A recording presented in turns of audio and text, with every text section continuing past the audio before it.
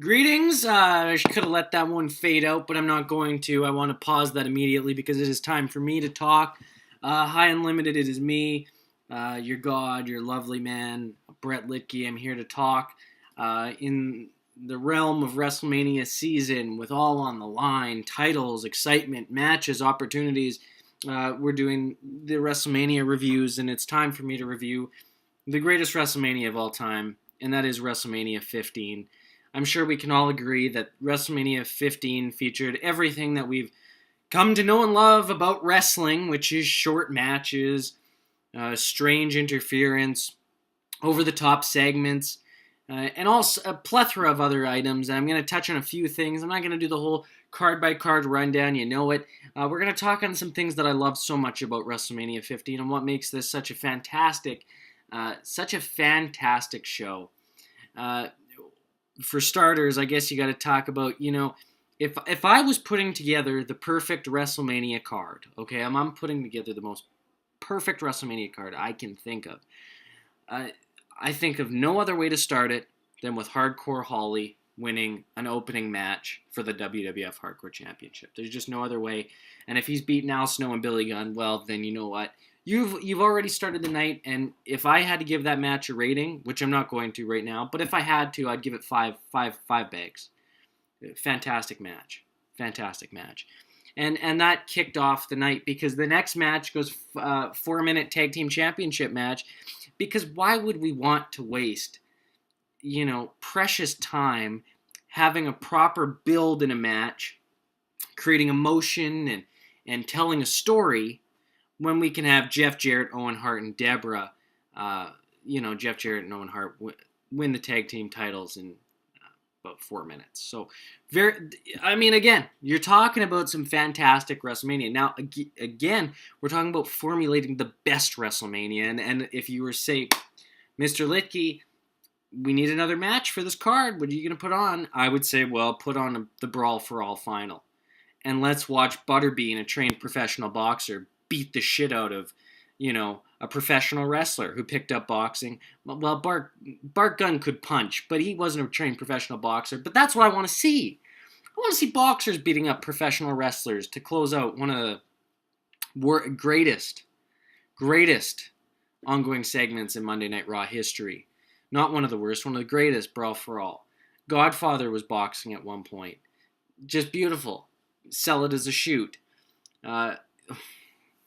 I do have unfortunate news, though. The only downside of WrestleMania 15, people, the only downside of WrestleMania 15 is that God lost. Yes, Triple H actually lost a match at WrestleMania. Yes, it was by disqualification, but God lost a match. So, we can all cry. And he lost it to Kane nonetheless. Kane in 1999. So, just a sad, weeping story. I know there was disqualification, whatever, but the record is the record.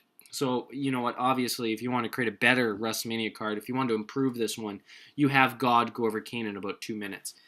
Was Sable wrestled? Oh, wow, Sable, one of the best female wrestlers of all time, makes Charlotte looks like she's just a tool. Well, now it's time to talk about my favorite part of WrestleMania 15. It is, in my humble opinion, one of the greatest moments in the history of not only WWF, not only wrestling, perhaps in the history of mankind. At the conclusion of the Hell in a Cell match between Ministry Undertaker and Big Boss Man, when Big Boss Man is hung. Symbolism, identity, defining American culture. We could sit here and analyze this beautiful telling of a tragic tale for hours on end.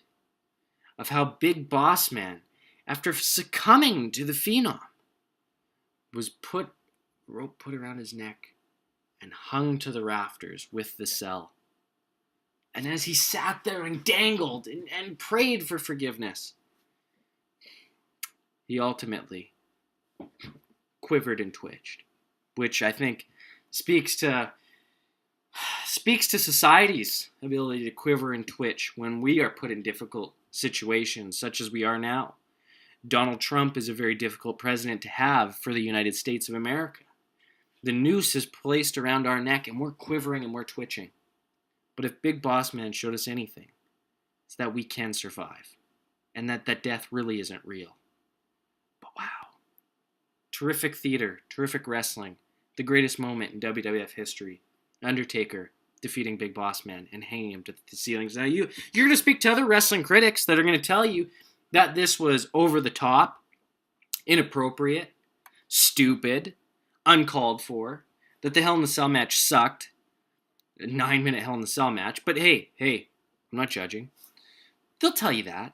But these people don't know. These people don't understand great wrestling. This was Attitude Era wrestling. Hanging people. That's what we wanted to see at WrestleMania in the semi-main event. After watching Butterbean beat the shit out of a professional wrestler, and watching 4-minute championship title matches, and watching interference and disqualification. This is what we wanted to see. Hanging. Of course we did. Murder. Why wouldn't you want to see homicide and murder on a WrestleMania? Great WrestleMania. And then, of course, Steve Austin versus The Rock, which, hey, you're going to put up a great match on this wrestling card. Well, your match went 60. You went actually almost 20 minutes, and you had a good title match, back and forth, no DQ match. Defining an era of Austin Rock, the very first Austin Rock match to happen at WrestleMania. Get lost. That's ridiculous. Why on earth would we want to watch that?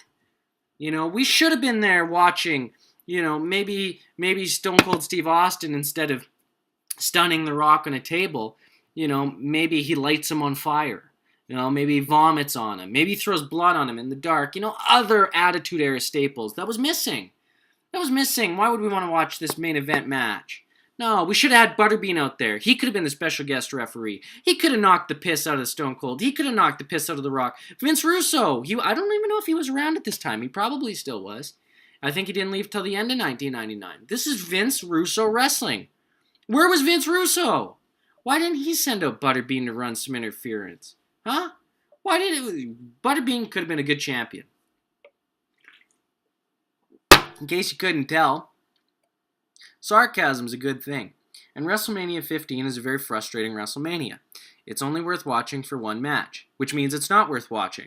It means watch the last match, which if you're a wrestling fan, you have. Austin Rock, the start of their rivalry. Maybe not the start, but the start of the WrestleMania rivalry, let's put it that way. Watch that. Don't watch anything else. Unless you're in the mood to, jump off a bridge, then watch Butterbean. Because that's the only feeling that you'll have after watching that jackass. Oh, and cry that God lost to Kane. There's your WrestleMania 15 review. I don't know what else to tell you. I give the show like a 3 out of 10. I wish it was better, but legit, 2 matches went over 10 minutes. 2 on WrestleMania. The only other one was the Kane and Triple H one, and that ended in disqualification. Blue Meanie was on this fucking card, ladies and gentlemen. Not wrestling, but he was with fucking Goldust. Sorry for my language, but you're gonna get my language. Blue Meanie, anyways. At least they didn't put Jacqueline versus Ivory on the main card. That was the pre-show. Actually, you know what? I got another minute here. I'm going to go to 10 minutes. Imagine that you show up. I'm not actually, no. Okay, yes. Imagine that you had a time machine, okay? And you hadn't really watched the Attitude Era. You kind of knew a little bit about it, but you weren't, vested in it. You didn't grow up loving it, so you don't have that sentimental attitude, okay?